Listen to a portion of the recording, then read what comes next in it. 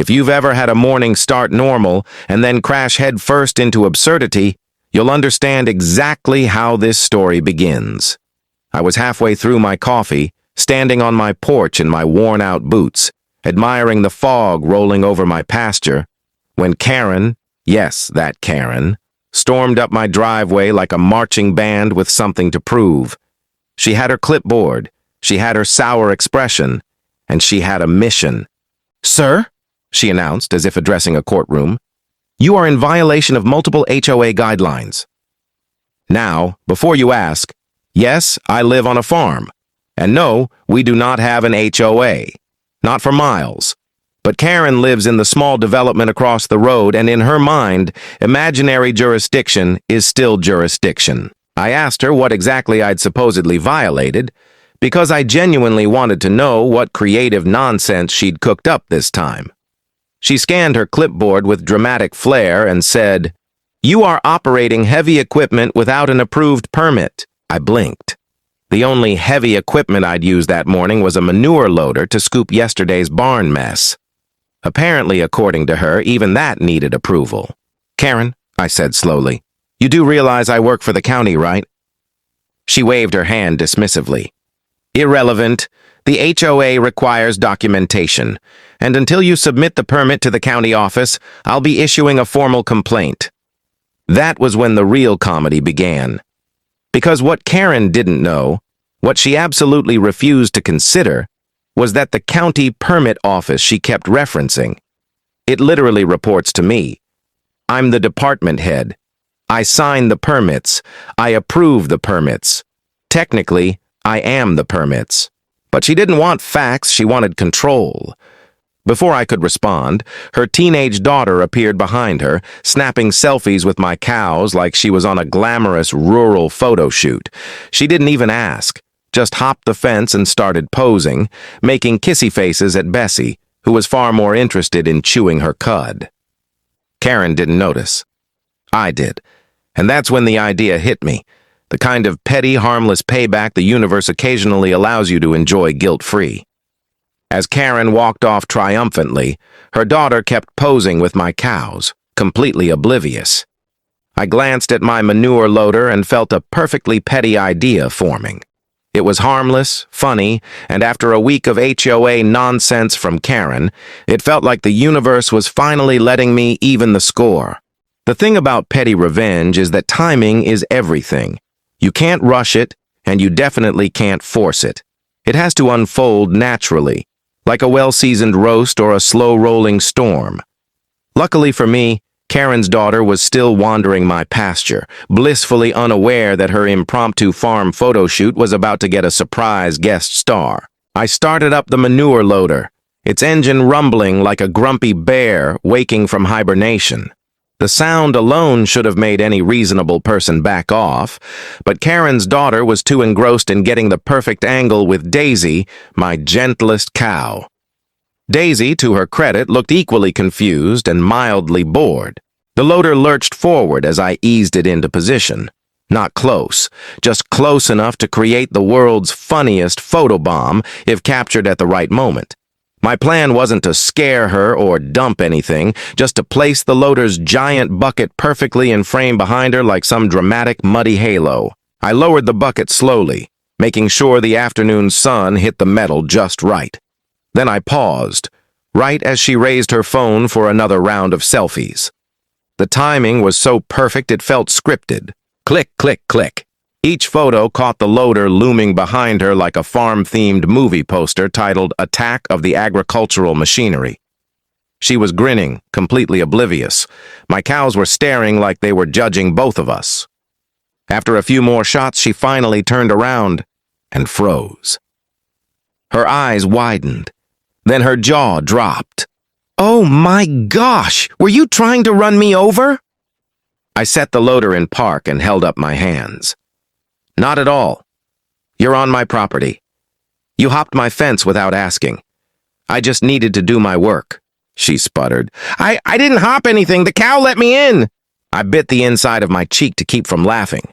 "Cows don't open gates." She turned bright red. "Well, I just wanted cute pictures." "Perfectly fine," I said. "But next time ask." My cows don't mind visitors, but I do prefer knowing who's strolling around.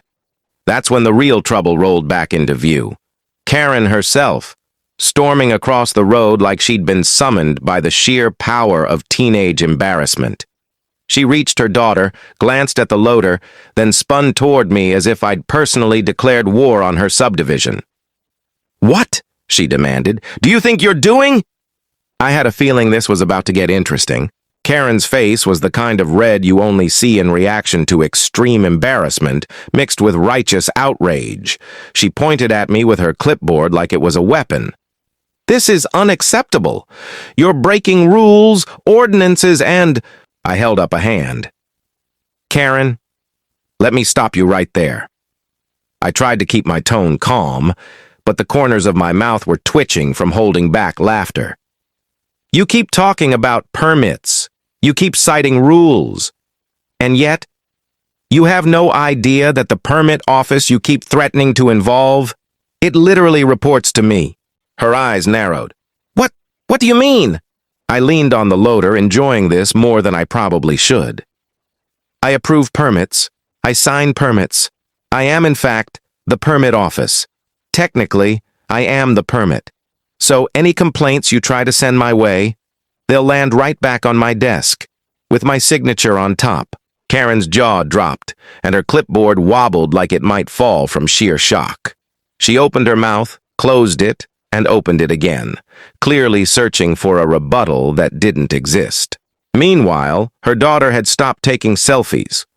She was staring at me like I'd just revealed I was secretly a superhero, minus the cape and plus the manure loader. I gave a subtle shrug. "It's all public record. You're welcome to check." The absurdity of the situation was only heightened by my cows, who had gathered near the fence like an audience at a very strange theater. They stared silently, chewing cud as if to say, "Yes, he's in charge. We approve." Keran tried to recover. I still think you're out of line, operating machinery without notice." "Without a permit?" I asked, feigning confusion. "Funny you mention that. I issued a permit this morning to myself. Works out nicely." She flinched, and I could almost hear the gears grinding in her brain, desperately trying to figure out how to regain authority over a situation that had completely escaped her control. But authority is tricky when your enemy literally runs the office you claim is above you. At that moment, I realized something. Keran had underestimated me, underestimated my knowledge, and underestimated my patience. And her daughter had underestimated my sense of humor. Sometimes, the universe hands you moments like this, where karma, timing, and a perfectly executed plan align. As Keran's breath grew shallow and her daughter tried to apologize, or maybe just explain herself, I knew the rest of this story was going to be interesting. I had one last card to play, one last scene to set that would leave this encounter unforgettable. Not just for Keran, but for the entire neighborhood who would hear about this story eventually. And yes, it involved more cows, more equipment, and just a touch more chaos. By the time Chapter 4 of this absurd saga began, Keran was pacing like a storm cloud, her daughter hiding slightly behind her, sheepishly clutching her phone filled with the infamous selfies.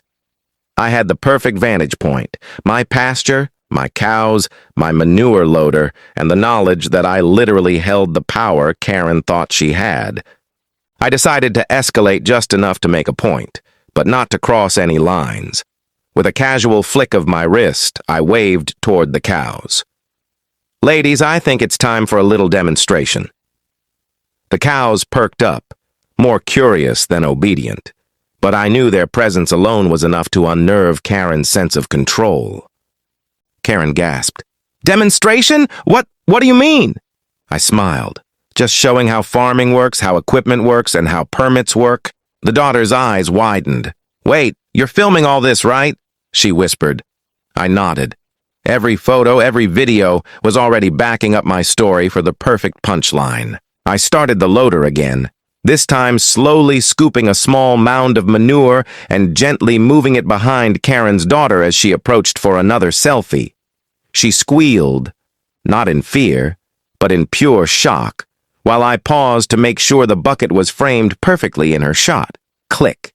Another perfect photobomb. Keran's face turned several shades redder. "This is outrageous!" she shrieked. "You can't just—" "Yes, I can," I said calmly.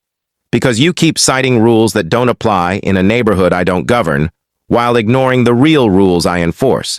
And technically, I already signed the permit that allows this. So, congratulations. You're witnessing legal farming at work." The daughter's phone buzzed. She was reviewing the pictures, realizing she now had dozens of selfies featuring a looming manure loader in the background. Her expression went from embarrassment to laughter, and even a hint of admiration. Meanwhile, the cows chewed quietly, stars of this chaotic tableau completely unfazed by human drama. Keran stomped, threatening to report me anyway, but I had long since stopped pretending to take her seriously. Every threat bounced off the armor of bureaucracy she didn't understand and authority she had no power over. By the end of the afternoon, she left, defeated, frustrated, and likely nursing a bruised ego. Her daughter, still giggling, waved awkwardly and promised to ask next time. The cows returned to grazing, and the pasture went back to peaceful, muddy serenity. I leaned on the loader, satisfied. Sometimes the world hands you absurd moments where patience, authority, and a little harmless mischief collide perfectly. And in that moment, Keran, her daughter, the cows, and I all became part of a story that would be retold with laughter for years to come. The moral? Know your permits, know your authority, and always, always respect the cows. Enjoying this wild story of farm chaos and HOA drama? Hit that subscribe button to catch more hilarious real-life adventures. Give this video a like if the photobomb with the manure loader made you laugh, and drop a comment below. What would you do if someone tried telling you your cows needed a permit?